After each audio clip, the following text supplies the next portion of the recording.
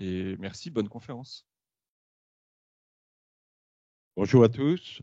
Donc, hier, l'Association française de génie civil remettait le prix Albert Caco à M. Conzet, et c'était l'occasion de l'inviter chez nous pour qu'il présente son travail. M. Conzet est ingénieur de l'ETH de Zurich et de Lausanne.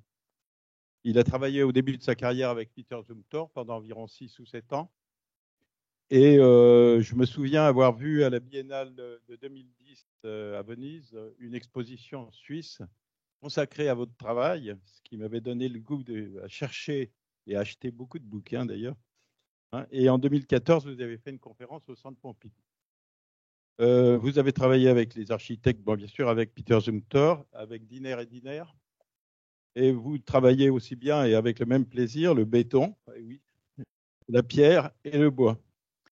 Ce qui est frappant dans votre travail, c'est la capacité d'innovation, loin des normes, avec beaucoup de liberté, une ingénierie du juste besoin. J'avais mis une photo juste après qui est caractéristique. Alors, ça ne marche pas.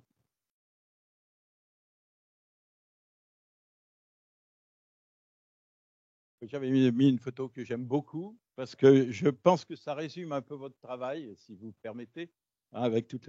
Enfin, je suis très modeste par rapport à vous. C'est l'ingénierie du juste besoin. Voilà, c'est comme ça que je qualifie.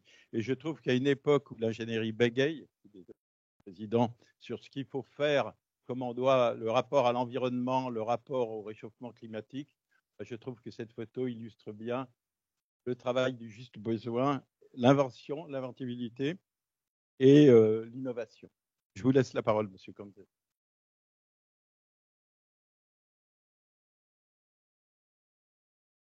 Bonjour à toutes et à tous. Merci pour l'invitation. Très intéressant de voir vos activités. Et bon, j'étais surpris de voir ces photos. En fait, ce n'est pas la pierre naturelle. J'ai pensé de me concentrer aujourd'hui sur la pierre naturelle, artificielle. Et ce pont, tout d'abord, était un peu plus romantique, inspiré du parc Puig-Chaumont de Paris. Mais finalement, j'ai trouvé, comme ingénieur, il faut faire une ellipse. Géométrie précise, qui correspond aussi aux excavations des eaux dans la proximité. Alors, nous sommes un office, 24 personnes.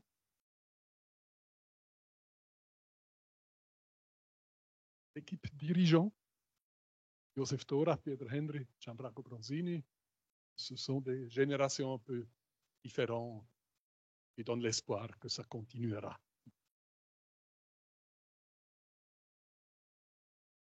Suisse, Bâle, Zurich, c'est Coire. Travaillons. C'est le canton des Grisons. C'est le plus grand canton de la Suisse, très alpin. Aller de Coire à Poschiavo, ça fait pendant du temps aller à Bâle ou à Berne. Alors, je vous raconte plus ou moins chronologiquement mon engagement pour la pierre naturelle. Et tout d'abord, c'est un travail plutôt descriptif, aussi d'inspection, d'analyse, et peu à peu, on a osé à construire des choses nous-mêmes.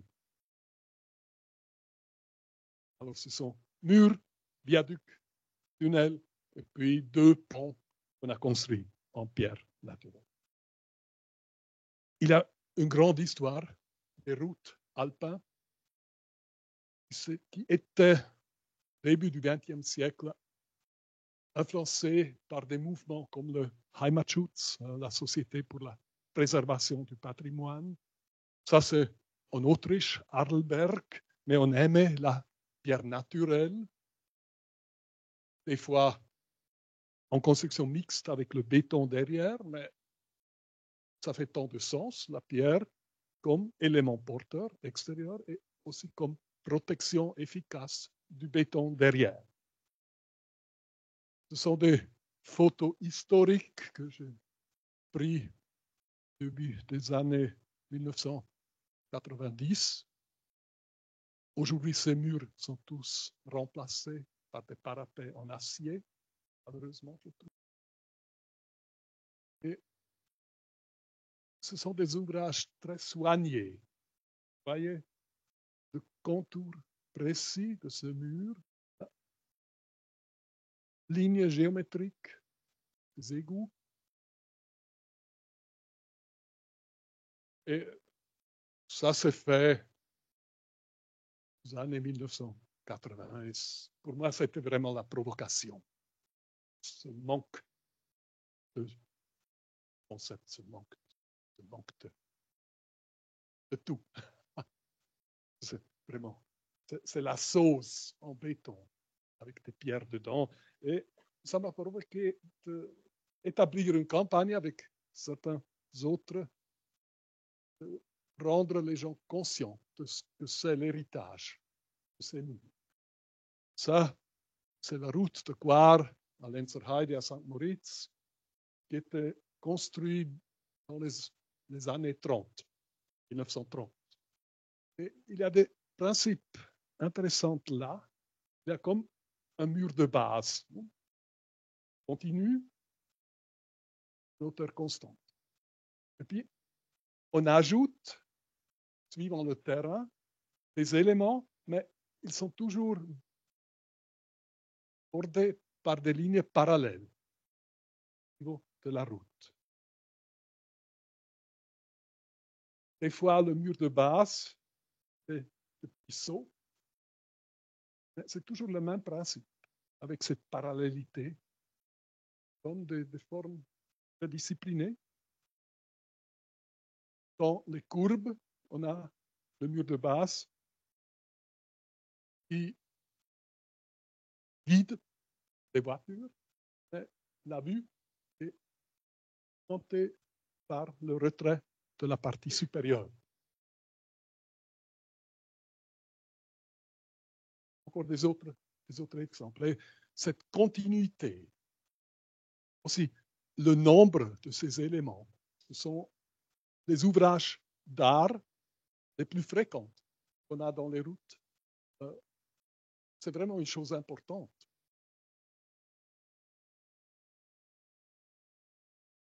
Ça a inspiré aussi certains murs en béton, parallélité, et c'est vraiment très soigneusement fait avec le format des plaques de coffrage comme à ces escaliers. Et finalement, on a convaincu l'administration des routes cantonales pour faire des inventaires, pas des inventaires compréhensifs, mais les inventaires des éléments typiques et d'en faire une validation et un concept. On a établi certains types de murs. Ça, c'est tout publié sur l'Internet, l'administration cantonale. On a des concepts de murs de rétention. Et on a pour chaque tronçon de route une feuille comme ça. C'est la description de ce qu'on a, la validation, et le concept, c'est très court, très compact, ce qu'on doit faire. Et ça peut être comme ça. C'est l'inventaire. Le format des blocs, dans ce cas très grand. Et puis finalement, la conclusion. Et puis ça fonctionne très bien. Presque automatiquement, aujourd'hui, ils font ce mur que je trouve très réussi, même si je n'ai rien à faire avec ce chantier.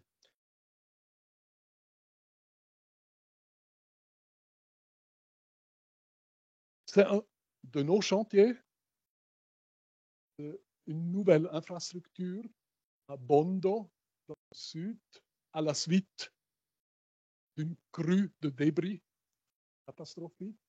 On va refaire des tronçons de route, le nouveau pont beaucoup plus grand que l'ancienne, mais je ne parle pas du pont maintenant, mais les murs à côté, ce sont des murs en pierre naturelle et la pierre est tenue du débris de cette crue.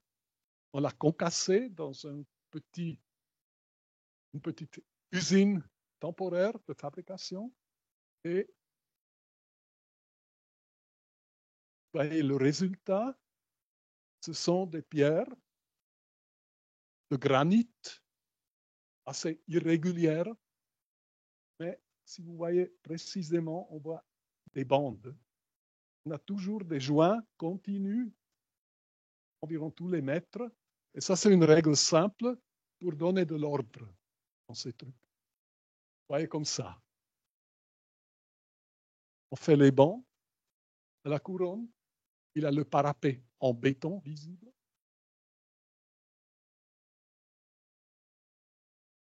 Et ça, c'est l'aspect avec ces joints. Il y a même un joint de dilatation qu'on ne voit pas. Et pour nous, c'est une grande réussite. D'une part, qu'on pouvait vraiment utiliser la pierre locale. Et d'autre part, la façon de travail est vraiment artisanale. Autre aspect, ça c'est les jardins des paysagistes qui suivent les dames.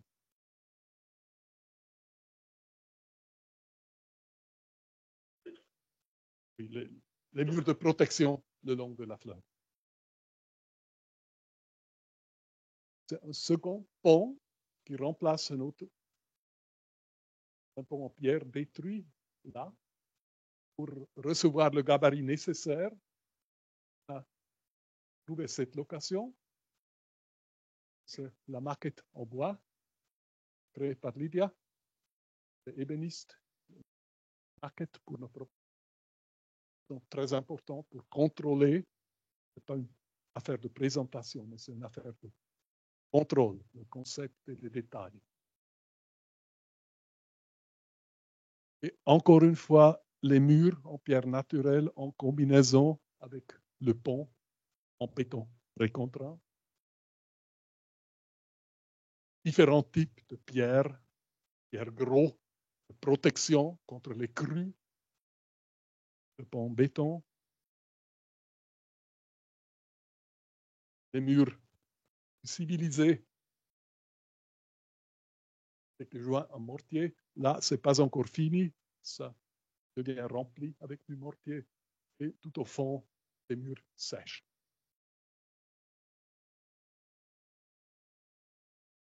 Bon. Chapitre des murs, comme lesquels j'ai commencé mon engagement pour la pierre naturelle.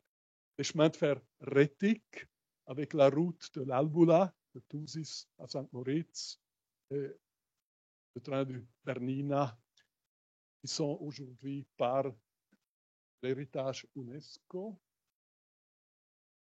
Et il y a plus que 30 ans, j'ai écrit un petit bouquin pour la Société d'art, Société d'histoire d'art suisse. C'était le premier bouquin sur un chemin de fer.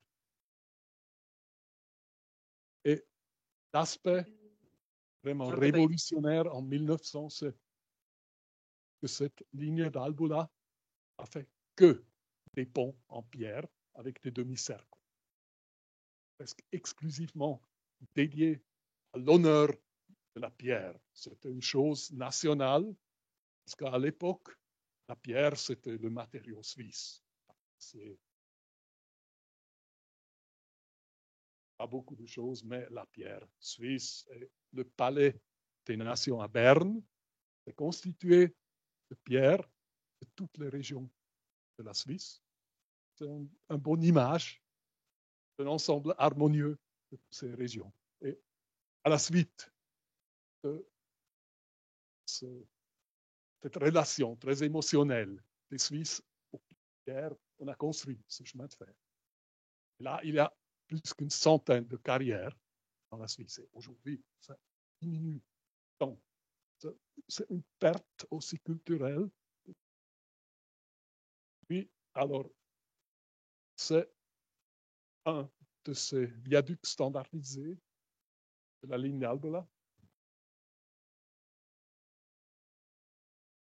Et c'est fait d'une manière assez moderniste, sans éléments décoratifs. Ouais. Mais il y a J'ai lâché l'affaire. tout au sommet ces consoles, ces plaques de couvrement en granit. Et on peut dire que c'est le seul élément classique de ces viaducs. Le problème, c'est que l'étanchéité n'est plus garantie. On avait des couches d'asphalte au début, mais ça n'existe plus. Et on a le problème de l'eau. On a aussi le problème dans les courbes, des voitures plus longues, des rails plus inclinés parce que les vitesses sont plus grandes. Et comme ça, il faut élargir et il faut étancher ces ponts. Et on peut le faire comme ici. Ce sont les chemins de fer fédéraux. Ça détruit tout l'aspect architectonique de ces ponts, je trouve. On peut le faire comme ça. Aussi un auge en béton, très efficace pour donner l'étanchéité à ces œuvres, mais on l'a caché derrière la pierre, on a gardé ces détails de couronnement. Alors, j'ai fait une analyse de tous les ponts. Tout ce qui est gris, ce sont les ponts en pierre de tout le réseau de chemin de fer rétique. J'ai écrit publication interne sur le traitement des ponts, avec des annexes, par exemple, de Paul Séjourné, aussi visité le chemin de fer rétique. Quelques commentaires un peu polémiques, que les détails sont faibles. Et on a essayé de systématiser les différents traitements de ces ponts selon leur importance. C'est un pont de seconde classe où on a mis l'auge en béton visible. Et là, vous voyez qu'il y aura une couche assez mince de pierre. Et ces consoles, bien sûr, ça n'a plus une fonction statique. C'est pour conserver l'aspect formel de ces viaducs. Et je trouve que ça vaut la peine de le faire. Autrement, la ligne de chemin de fer perdrait son identité. C'est la classe A avec auge en béton. Les vieilles plaques de couvrement sont déplacées vers l'extérieur pour agrandir la largeur du pont. Et on a ces couches minces de 10 cm. Dire, c'est un peu du théâtre, c'est un peu du fake, mais je trouve que dans ce cas particulier, il est justifié de le faire comme ça, parce que c'est un chemin de fer tellement systémique dans tous les aspects. Si on perd ça, c'est foutu. Ça, c'était un prototype avec des vieilles plaques encore en place, mais déplacées. Et puis, à partir de ce prototype, on a osé aborder les restaurations de grands viaducs assez connus, célèbres. Vous voyez, le béton, la pierre, les nouveaux pièces de console un peu élargies, mais en gardant la proportion. C'est ça. C'était l'aspect vieux. Ça, c'est l'aspect nouveau.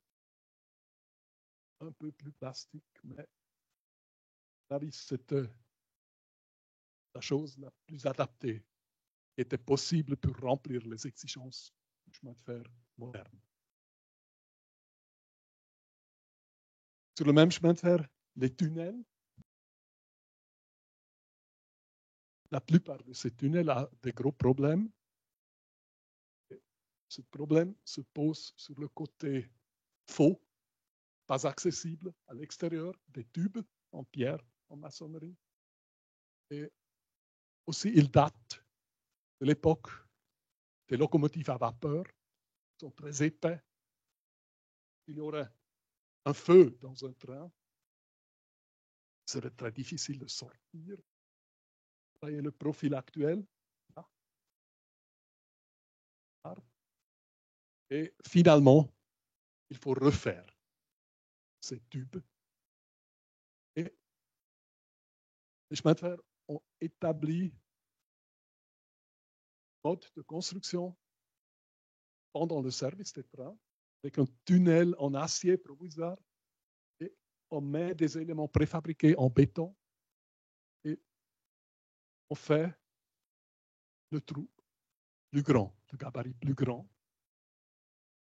C'est bien sûr une construction tout à fait nouvelle, et pour garder ce caractère systémique, j'ai proposé de reconstruire les portails avec les pierres existantes, mais de les agrandir de 11%, pas seulement le portail, mais aussi les murs extérieurs, pour vraiment garder les proportions d'ensemble. On peut utiliser les pierres existantes, mais comme le rayon n'est plus le même, il faut faire des nouvelles pièces, la voûte. Alors c'est l'intérieur d'un tunnel refait de cette façon. Je trouve assez fascinant comme construction. C'est le vieux portail. Ce sont les nouveaux pierres pour l'arche, bien détaillées.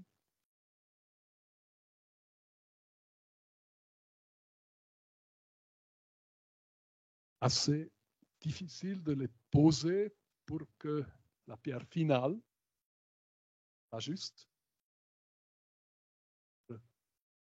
Vraiment des dessins un sur un.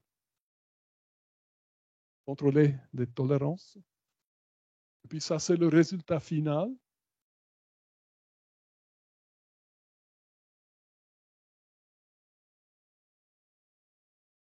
Maintenant, je passe à quelques œuvres de notre office. Pont de Fals. Fals est célèbre pour les bains de Peter Zumthor. Et Fals a une industrie de pierre, de gneiss local, matériau assez fort, et il fallait créer un nouveau lit pour le Rhin de Fals à cause des crues. On a mis des murs le long du fleuve et on a remplacé un vieux pont métallique en treilles qui est la place centrale à la route d'accès. Et on m'a demandé est-ce que c'est possible de faire un pont en pierre, de notre pierre locale. On a beaucoup étudié, parce que la chose la plus simple serait un pont en arc, mais les conditions géologiques ne sont pas très stables et il faut laisser libre le passage cru. Alors, on s'est dit, on fait un pont en auge qui est plus bas que le niveau maximum des eaux. Mais on a fait ça, ce qu'on appelle un pont hydraulique. Si il y a une crue, il est important que les eaux ne peuvent pas sortir. S'ils ne peuvent pas sortir, guidés par ces murs latérales, il exerce une pression, il nettoie la section sous le pont. Et l'important, c'est que le pont est fermé, bien sûr. Les accords avec les murs latéraux sont bien faits. Alors ça, c'est le résultat de ce pont. Il a un tablier en béton armé, précontraint longitudinal. Et il a des parois portant pierre. Béton sont des pierres. Les pierres, on a mis des plaques d'une épaisseur de 63 mm, qui est un des formats dans la maçonnerie des bains de Fals. Et l'entreprise des pierres avait des scies multiples avec cette distance. C'était assez bon marché de fabriquer ces plaques. Le gros œuvre du pont a coûté 1 300 000 francs, c'est à peu près la même chose que euro. Et on a fait un projet conventionnel en béton, comparé les chiffres, et le pont en béton aurait coûté 1 million. Alors 30% de plus, et tout le monde a dit ça vaut la peine, aussi le canton. Client pour ce pont a dit bon, c'est important, et tout le projet, avec ses digues, ses murs, c'était dans un cadre de 9 millions de francs. Alors, ce n'était pas une grande différence monétaire, mais une grande différence pour l'aspect de tout le projet. C'est la section. C'est le béton. Il y a des cales en béton qui montent et il y a des pierres d'une largeur de 65 cm et il y a 2 bandes de pierre de 20 cm d'épaisseur qui font le pont. C'est le principe d'un arc à tirant prétendu où le tablier est suspendu par ses cales. Alors, le principe de construction, c'est la première étape en béton. Ce sont les cales, aussi en béton. Oui. Vous imaginez le travail de coffrage pour tous ces éléments. Et c'était une entreprise formidable. De Bernie et de Fals. Le chef de chantier, lorsque je suis venu, il a toujours il avait un smile. Hein. Est-ce que c'est ça que tu as imaginé? Il était tellement précis, il avait tant de joie à faire ça. C'était vraiment une expertise très particulière. Et vous voyez les bandes de 20 cm entre ces parts du béton et puis les plaques plus larges, toujours 4 plus larges, 2 fois 4 donc épais. Et ça donne la construction qui est basée sur ce que j'ai dit en allemand, Verzahnung. Trouver la traduction. Il n'y a aucun élément mécanique entre deux matériaux. C'est tout en friction, comme si le tablier c'était une grande pierre. Et le dimensionnement de ce pont, c'est comme autrefois. L'auteur, c'est un dixième de la portée. Je pense que ça fait sens. Ces cales ont 25 cm de béton. On puisse les vibrer de façon bonne. Les bandes de pierre, pas peu de 20 cm. C'était le minimum raisonnable. Ça donnait la largeur des parois de 65 cm. Alors, c'était tout construit par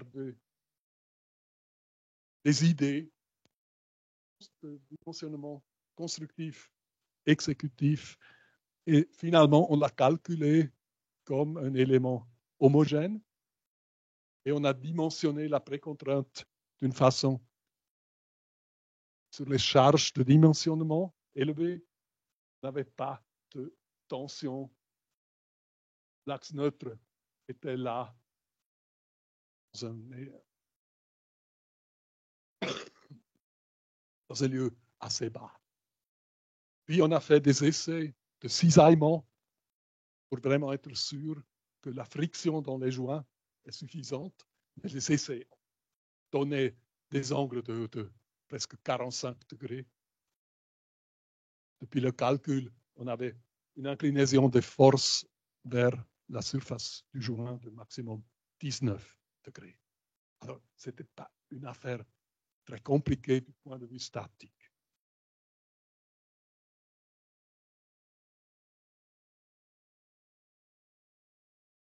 Ça, c'est l'exécution, ces plaques. Vous voyez les cales. On a des petites plaques qui couvrent les cales. Et on a rempli les joints par un mortier liquide, Sika Graut, qui a une très grande résistance.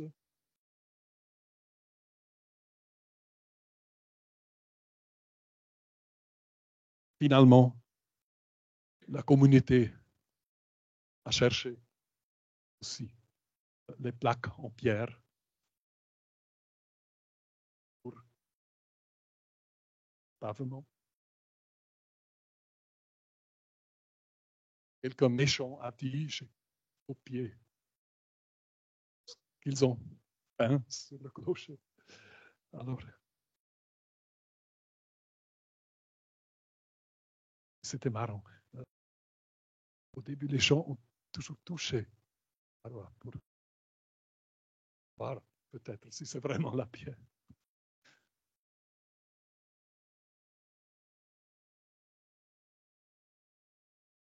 Ça, c'est un des ponts plus récents. Ça base sur l'expérience de Pfalz, aussi les joints de Graut.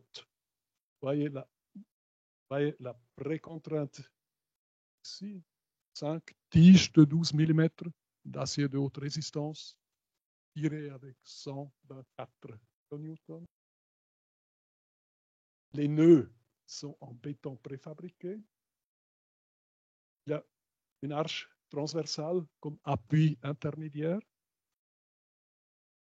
Et enfin, l'idée de la prétention de la pierre, ça date de 1954. C'était une idée de l'ingénieur génial Heinz Hostorf, qui a publié dans une grande discussion sur le pont de la route du Gothard cette esquisse d'un pont en granit très contraint.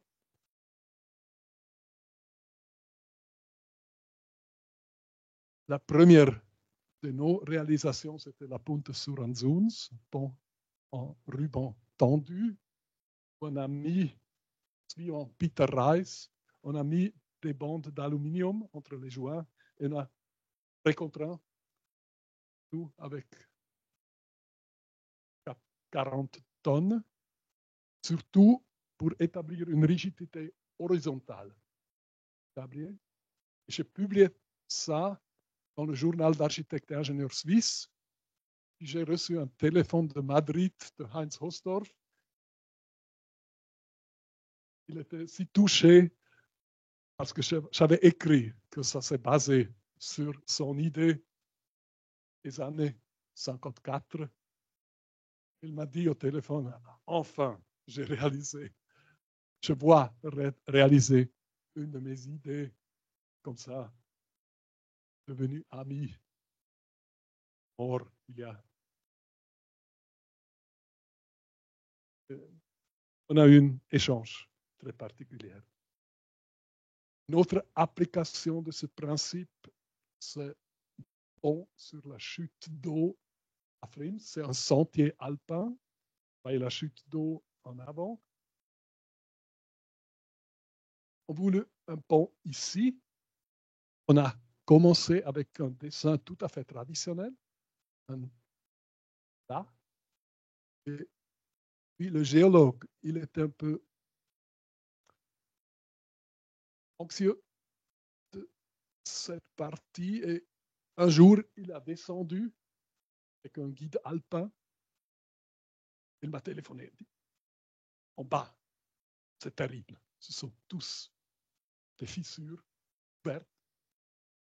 Ne monte plus jamais sur cette colline. C'est extrêmement dangereux. Ça peut tomber d'un jour à l'autre. C'était il y a 12 ans. Et entre-temps, une part de ça est vraiment tombée. Alors, le premier projet, qui était comme ça, il n'était plus possible à cause de cette instabilité potentielle partie. Alors, ça, c'était encore de lac de la pierre de Fals, 63 mm. Et un détail intéressant, c'est que les balustrades étaient mises dans les joints avec des fers plats à l'époque. C'était la maquette de l'IA. Ce projet, impossible. Mais tous les crédits étaient préparés, étaient vraiment en train de commencer les travaux lorsque vu que ça ne marchait pas, j'ai dû élever la portée de 11 à 18 mètres. Et pour ne pas dépasser le budget, on a décidé, après de longues tentatives, de faire un arc très élancé avec des pièces de 20 mètres, 20 cm d'épaisseur et d'appliquer une précontrainte supérieure avec des rubans tendus en acier. Alors, la porte est 18 mètres, la flèche est 1 mètre. Ça correspond plus ou moins au pont Alexandre III, Paris, là. Et j'ai réalisé finalement, et ça m'amuse un peu, c'est un très beau Pythagore. 41, 49. C'est plus intéressant que 400. Et on l'a construit. Il y a des pièces embétonnées, verticales. Ici, on a mis poutre provisoire, transversale, mobile, fixée au ruban. À l'autre côté, traverse fixe. Et avec des vérins hydrauliques, on a mis la précontrainte. Là, c'est la chute d'eau qui donne le nom. Et ce qui est particulièrement intéressant, c'est que la fixation de garde-corps était très simple parce que avec la grande tension dans ces rubans, ça suffit de les visser là. On n'a aucune intervention dans les joints. Et ça, c'était comme une confirmation que c'est un concept juste. Vous voyez les petits fers ronds, c'est pour faire glisser les fers plats pendant la précontrainte. Ça a tout bien fonctionné. On peut dire finalement que c'est le pont Soeransund renversé. Jörg Schleich a toujours dit il faut étudier ce qui se passe si on renverse un concept. Je n'ai pas pensé à ça, mais finalement, quand je l'ai vu, j'ai pensé Jörg Schleich aurait été beaucoup plus vite à la décision de le faire comme ça. Puis, je reviens à ce pont Cavaliasque. Vous voyez la section longitudinale, l'appui intermédiaire, les deux culées, les pièces préfabriquées en béton avec les tiges. Et comme c'est préfabriqué, on a pensé de construire des appuis mobiles pour ne pas perdre la précontrainte. C'est préfabriqué. Pour vraiment contrôler la précontrainte. On a mis ces appuis mobiles. Mais en hiver, c'est le point en chemin de fer où on passait avec le nouveau pont en dessous. Et si vous imaginez la culée là, on cesse de faire des joints. Alors c'était très clair que ça devait être monolithique pour éviter dégâts.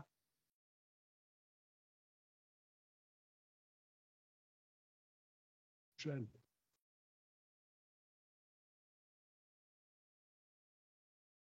Ça, c'est le système de précontrainte de Stahlton. Les tiges, 12 mm. C'est gefettet, greased.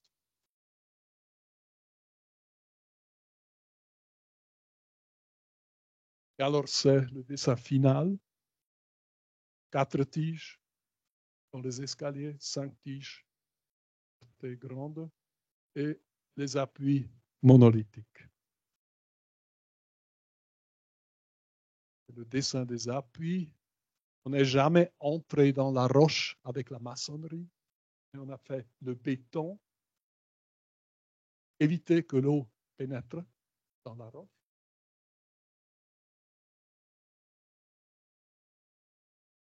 Ça, c'est l'arc transversal à 3 pièces.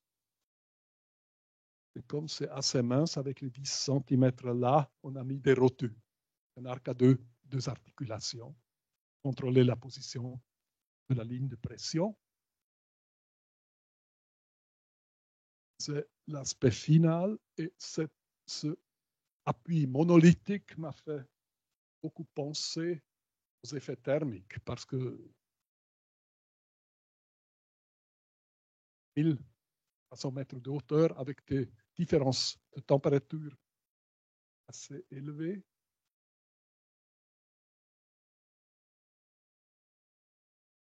Et puis, j'ai calculé avec des chiffres un peu comme le béton, chiffres d'expansion thermique, mais aussi l'élasticité. Et voyez les moments là, si c'est très froid, ça se raccourcit et on n'a presque plus force d'appui sur l'arc intermédiaire.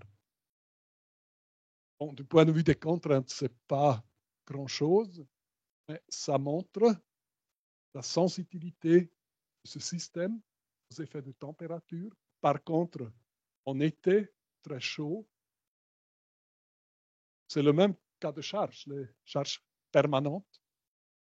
On a 63 kN de force d'appui, on a 4 kN là.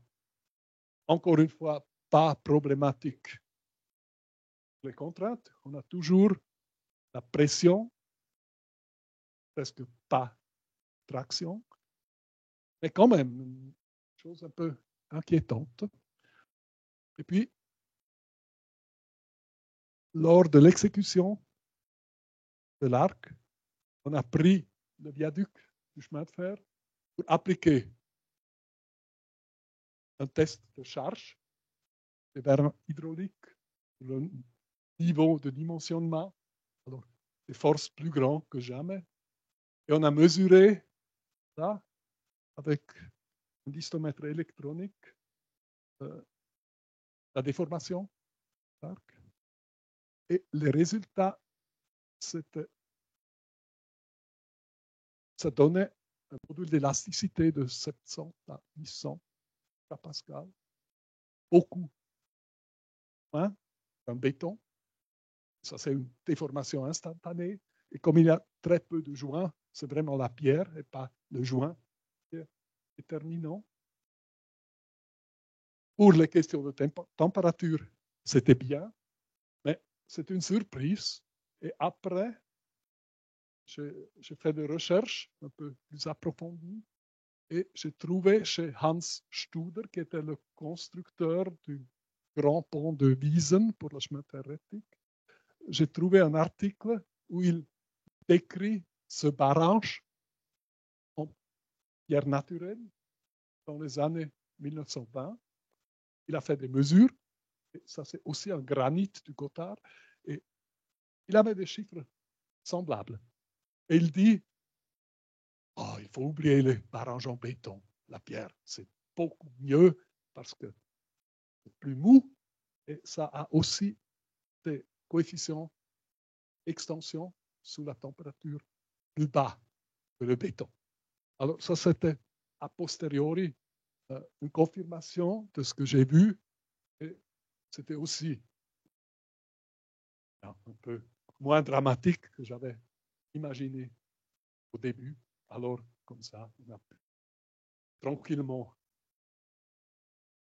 faire ouvrir le pont. C'était ça. Merci.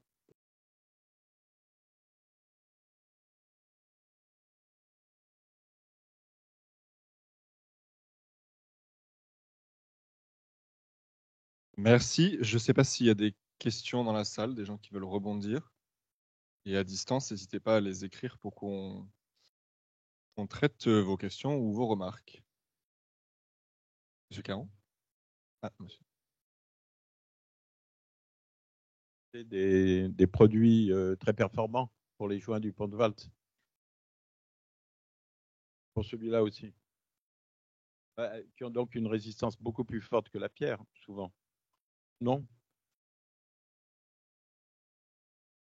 70, oui.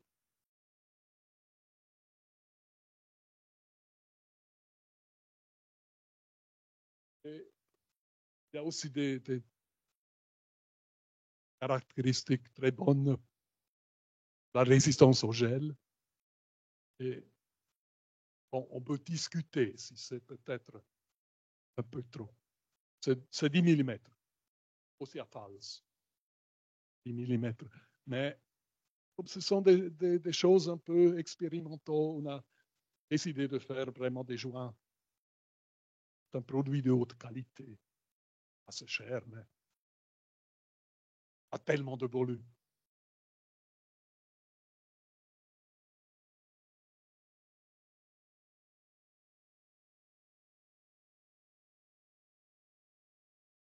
À Fals, où les spécialistes du mortier ont dit qu'il faut faire humide les surfaces des joints pendant 24 heures. Mais ces joints inclinés, ce n'était pas possible. Alors, on a cherché un primer. On a trouvé aussi les gens de Sika, ils ont tous. Alors, ils ont développé un primer avec du sable de quartz dedans. Et ça, on pourrait tranquillement mettre sur les plaques avant, position horizontale. Et là, c'était la même chose. Et avec ce primer, on a fait les essais qui étaient très favorables. À Fals, là, on a appliqué le même principe. Et comme ça, on est sûr que le cisaillement n'est pas un problème parce que la précontrainte est assez haute. Et des angles petites vers la normale des surfaces.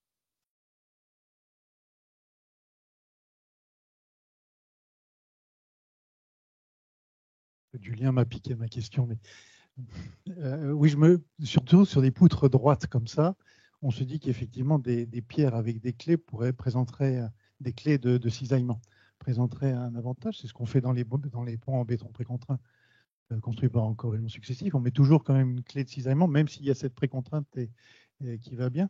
Et là, au fond, ça ne présente pas d'avantage. C'est sûrement une complexité supplémentaire, mais moi j'ai le souvenir des murs de soutènement qu'on trouve dans les pays andins construits par les Incas, qui ont tous des clés de cisaillement entre les pierres, c'est des pierres de plusieurs tonnes, et on se demande comment ils ont taillé ça, mais c'est des joints parfaits, avec toutes des clés de cisaillement.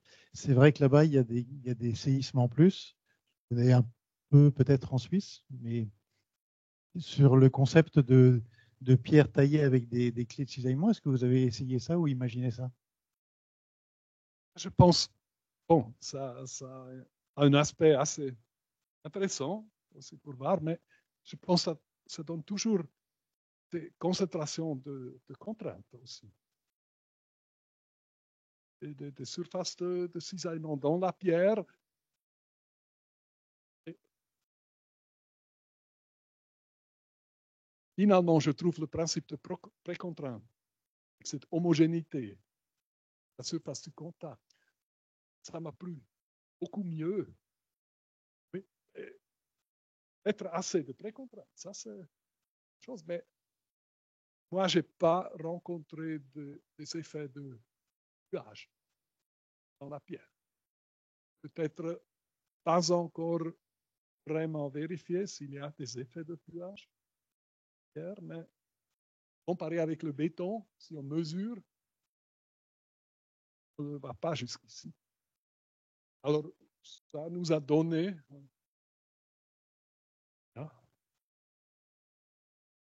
la confiance. Ici, avec ces tiges, on pourrait régler la si nécessaire. Parce qu'ici, on n'a pas de raison de le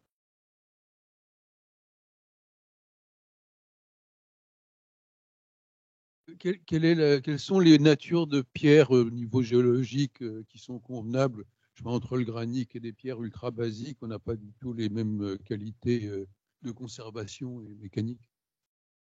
Oui, ce sont toujours des travaux locaux, avec granit local de Puschiavo, une haute qualité, le gneiss de Fals aussi, très résistant, et à Bondo, le granit des vallées du Sud.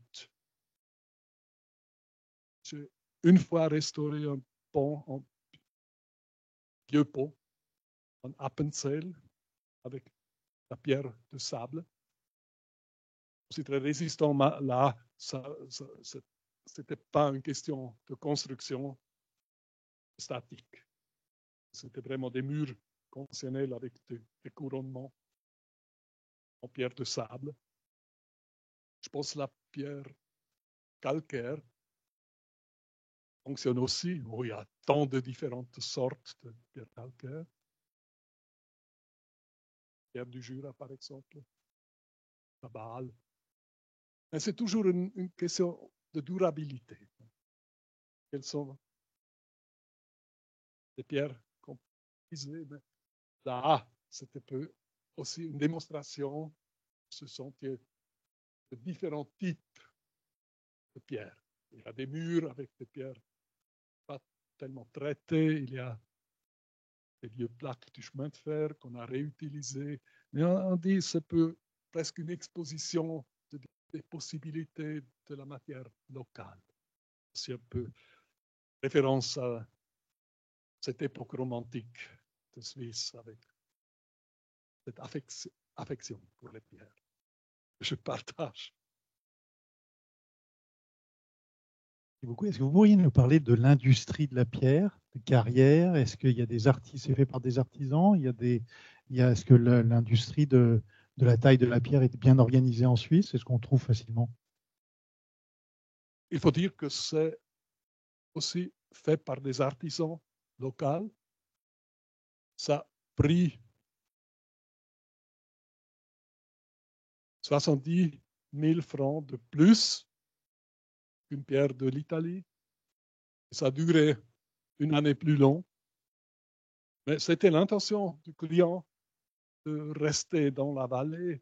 Et je trouve c'est vraiment bien de soutenir ces artisans parce qu'ils ont aussi un savoir très grand. Ce que peut faire et ce qu'on peut faire. L'arc intermédiaire, au début, j'ai pensé à plusieurs pièces. Faire d'une pièce presque en délit, si c'est le gneiss. Mais c'était vraiment un échange très, très bien, très bon avec l'expérience de ces fabricants.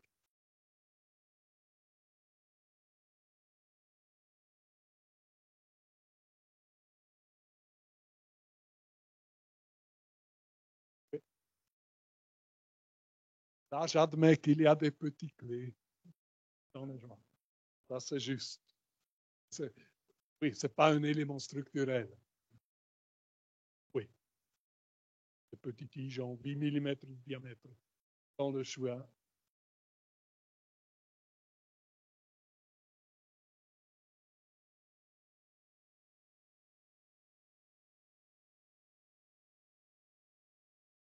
Ça, c'est l'anarchie suisse. C'est moi qui est responsable. Il n'y a personne qui contrôle ça. On a des mécanismes de contrôle dans un pont de chemin de fer, mais ce n'est pas établi comme en Allemagne, le Prüfstatiker. Mais ce sont des collègues. Parfois, moi, je le fais. Je fais le contrôle de notre bureau, d'autres bureaux. Et comme ça, en général, c'est un échange aussi inspirant. Si on n'a pas vraiment à faire avec eux.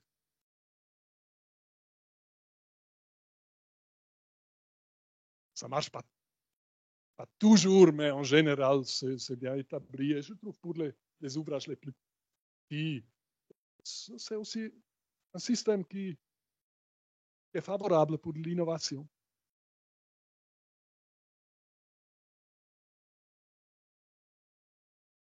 Alors, je vous fais juste une question à distance, je reviens un peu en arrière. Une question si les éléments de pierre à l'interface sont lisses et si la reprise du cisaillement se fait seulement par frottement. Oui, ça, c'est la question du primer. C'est scié, c'est très lisse. Et c'est pour cette raison qu'il faut faire quelque chose. Autrement, ça serait vraiment critique, mais avec le primer, ce n'est pas de problème.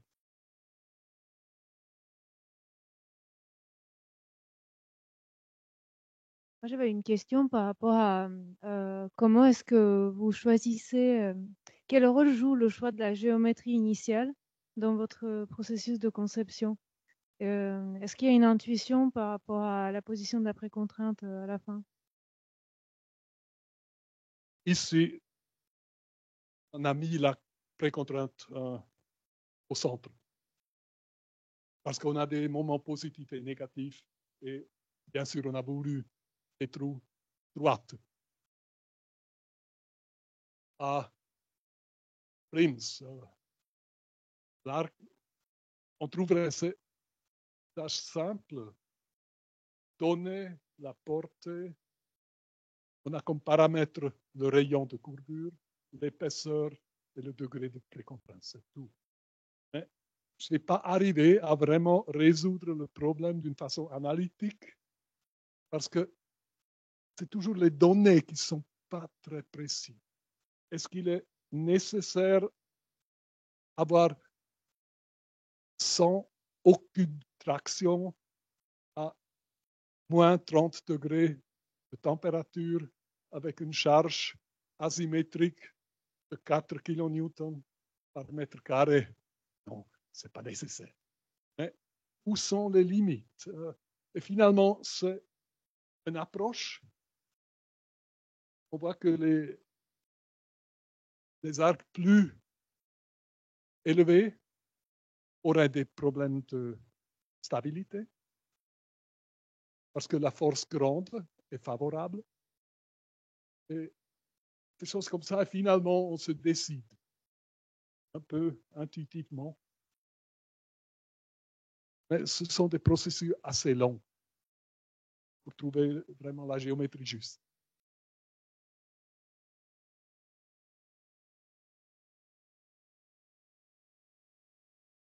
Vous avez parlé de l'industrie d'extraction de la pierre. Et quels sont les moyens de contrôle pour l'homogénéité des qualités de pierre parce qu'il peut y avoir dans les granites même des accidents et qui pourraient mettre en péril parfois sur des petites pièces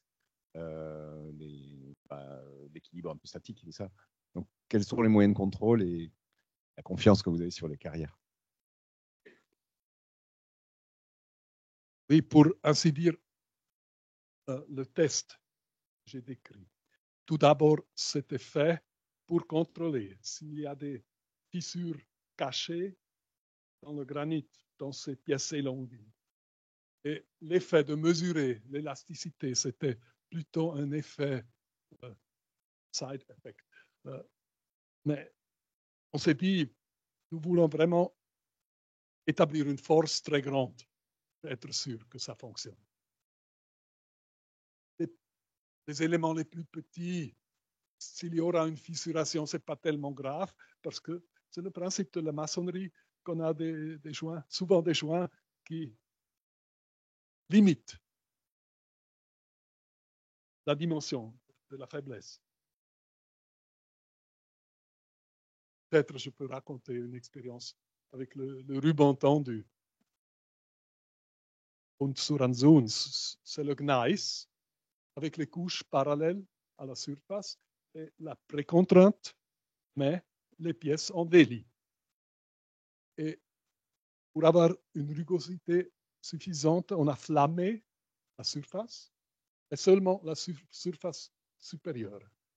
Et lors de l'application de la précontrainte, c'était des contraintes environ 5 mégapascales, il y avait des petits bruits. Et on a vu que dans certains de ces pierres, l'arête inférieure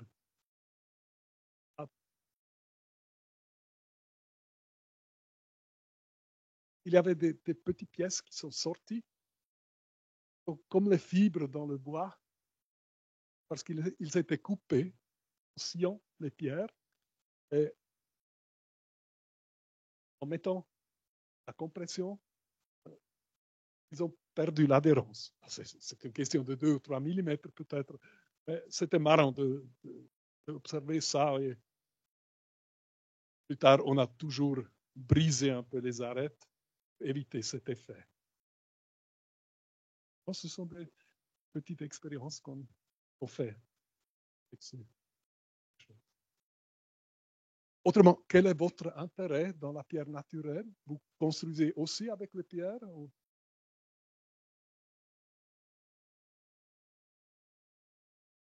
de Stone Masonry Company, si vous voyez, Pierre Bidot, son associé Alexandre Bertrand, aussi Steve Webb, Webb Yates Engineers. Et, c'est la question que j'allais vous poser. En France, il y a une espèce de renaissance autour de la pierre structurelle, multiples usages, des façades porteuses ou des noyaux de contreventement d'immeubles, notamment en Suisse, notamment Perrodin, voilà, qui a fait beaucoup d'ouvrages. Et je pense qu'il y a une petite communauté de gens ici qui ont envie de suivre un peu vos pas pour refaire des ouvrages en pierre, avec ou sans la question de la géométrie. Est-ce que c'est des arches? Est-ce que c'est de la précontrainte? Et donc, justement, il y a une question, c'est comment est-ce qu'on est accompagné par des organismes de recherche sur cette question de la précontrainte? Alors, notamment si on passe à des échelles plus importantes, et c'est un peu ce que vous avez résolu ici, il y a la question des diffusions des efforts concentrés, que la pierre, aussi sur en dessous, c'était ça, ce dont vous venez de parler, et comment justement on fait toutes ces questions de détail, d'application d'efforts concentrés sur la pierre, les questions d'interface entre les pierres, le joint, etc., pour lequel on est en train de reparler avec des recherches. Je voulais savoir si en Suisse, justement, il y a, au-delà des expérimentations que vous faites sur des projets, est-ce que les nombreuses universités de Suisse ont entrepris des recherches sur l'utilisation de la précontrainte sur la pierre? Non, pas encore. Mais je pensais juste faire l'expérimentation spécifique pour un projet, parce que c'est un peu difficile de faire la recherche plus générale. Mais comme c'est question de fluage, ce serait intéressant de mettre un institut universitaire. La gare Saint-Charles à Marseille, où les colonnes font 18 mètres de haut en pierre précontrainte. Et donc, c'est des pierres plutôt calcaires, c'est des pierres du Sud. Et on avait beaucoup travaillé sur les joints. Et pareil, on a fait une expérimentation à Marne spécifique. On a fait une colonne de 14 mètres en échelle réelle. Et puis, on a essayé tout simplement. Et en fait, on a surtout cassé le bâti d'essai et on n'a pas cassé la colonne.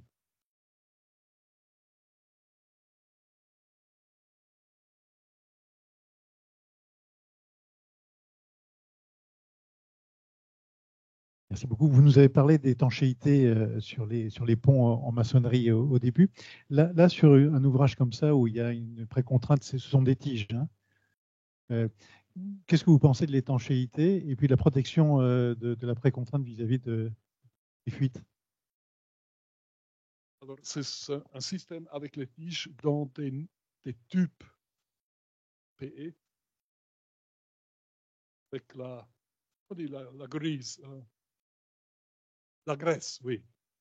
Alors la graisse jusqu'au couvercle, plein de graisse.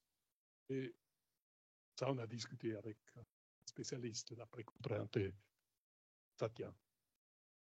L'intéressant, c'est que c'est le chemin de fer de Bernina qui court avec un courant uniforme, un Gleichstrom, continu. Et dans tous les gares, on isole les pièces métalliques dans les ponts, des connexions pour l'armature parce que c'est assez dangereux pour la corrosion. Et puis on avait aussi consulté un spécialiste avec ces courants dans le sol. Et lui a dit, voyez, le béton, c'est un matériau hygroscopique.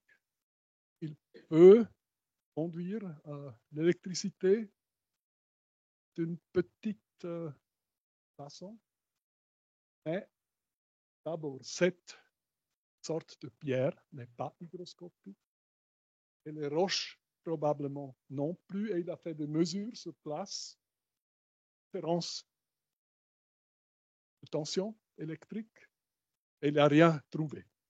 Alors, on était sûr qu'on n'aura pas ce problème un peu caché, aussi comme la précontrainte ne touche jamais le sol, en plus que le sol n'est pas hygroscopique.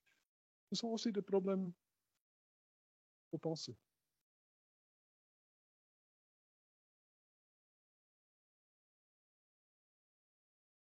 Une question encore une fois sur la reprise de cisaillement, une question externe, de savoir est-ce que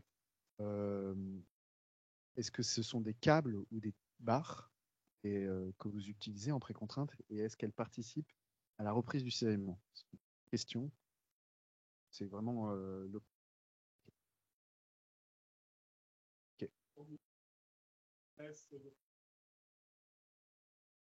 On n'a pas tenu compte d'une résistance mécanique.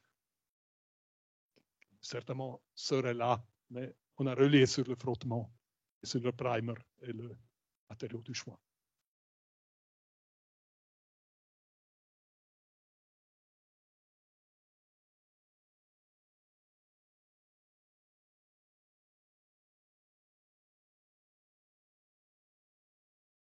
La question, c'est est-ce que vous avez songé sur le pont de valse à faire le tablier en pierre précontrainte? On a discuté de faire le tablier avec des pièces élancées. Donc, le propriétaire de la carrière a dit, si vous me donnez 10 ans de temps, je prends les grandes pièces à côté. C'est le problème de les obtenir.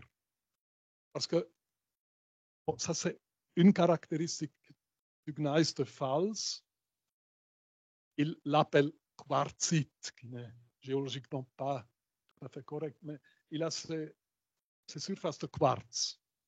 Et le géologue m'a dit, c'est un peu comme un profil en acier qui a suivi procédure de compression.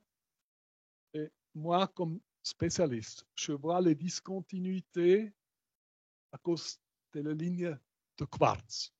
Là, je peux dire s'il y a une résistance à la flexion garantie ou pas. Mais ça, on ne peut pas simplement ordonner. C'est vraiment un peu la chance qu'on trouve une pièce longue. Alors, ça ne marchait pas. Il y a quand même des camions qui passent.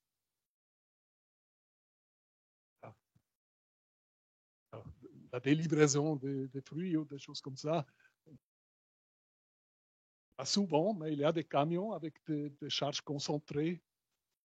Pour cette raison, le béton beaucoup plus performant. Aussi pour la précontrainte. Le béton, juste plus simple. Et finalement, on a trouvé, ce n'est pas une idéologie que tous les éléments doivent être en pierre. On cherche une combinaison intelligente entre le béton et la pierre. Et ça, c'est le résultat de penser comme ça. On a vraiment discuté les choses. Mais finalement, aussi l'étanchéité du tablier, parce que c'est une route. On a dit, ne mettez pas de sel contre le gel, mais on ne sait jamais si c'est vraiment maintenu. Et c'est important d'avoir une étanchéité bonne, parce qu'on a la précontrainte d'armature, et comme ça, on a pu faire ça d'une manière conventionnelle et contrôlée. C'était aussi un des avantages du tablier en béton. Ce sont vraiment aussi des raisonnements très pragmatiques. Finalement, le pont de Fals, c'est construction, c'est moderniste. Il n'y a rien de superflu dans cette construction. Et c'était aussi, c'était pas une vision pour être comme ça, mais on a construit avec cette idée vraiment faire die Verzahnung. Ça, c'était la base de la structure. C'était vraiment une idée intellectuelle à la base de ce projet qu'on a trouvé à suivre dans le monde physique.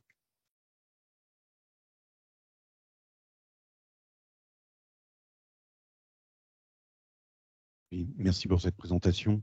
Je voulais savoir, ces solutions, comment on assure la maintenance de ces solutions très sophistiquées, en fait, parce que vous commencez aussi par vous avez montré le monde maintenance d'aqueduc ancien. Et vous, comment pensez la durabilité sur du long terme? Bon, c'est aussi comme dans les viaducs du chemin de fer éthique. On fait des inspections à l'œil. Si la pierre ensemble, on a le marteau. Mais dans ces pierres alpines, on regarde. On regarde, on observe s'il y a des fissures, le vieux viaduc qu'il y a, toujours un peu au même endroit. Et là, on fait ce contrôle visuel. Et quand on constate rien d'irrégulier, on est calmé.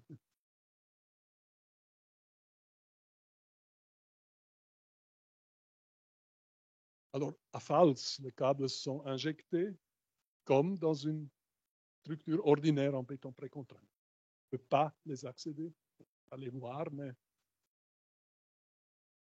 comme je dis, la solution conventionnelle. Je veux dire, si l'injection est bien faite, ça, on a ne voit pas de limite de duration.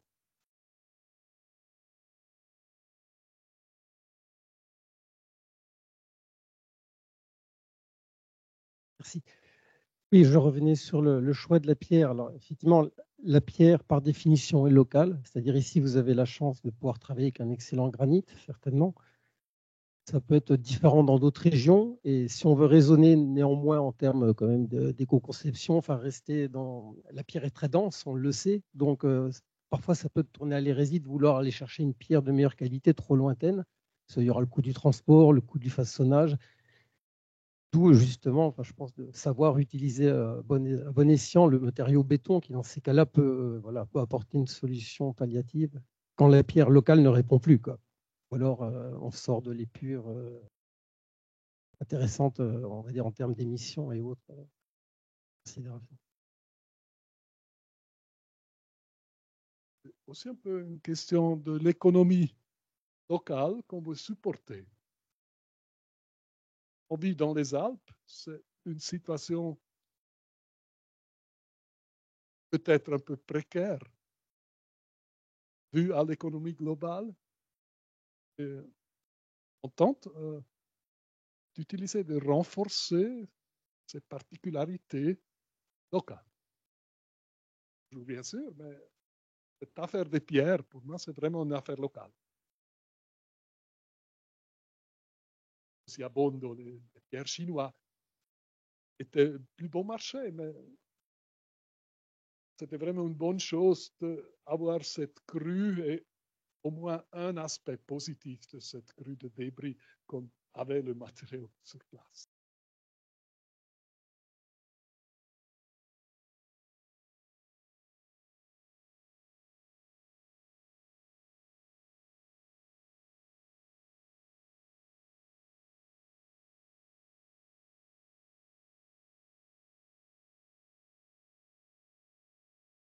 Merci beaucoup pour votre présentation. Merci pour les questions, votre participation.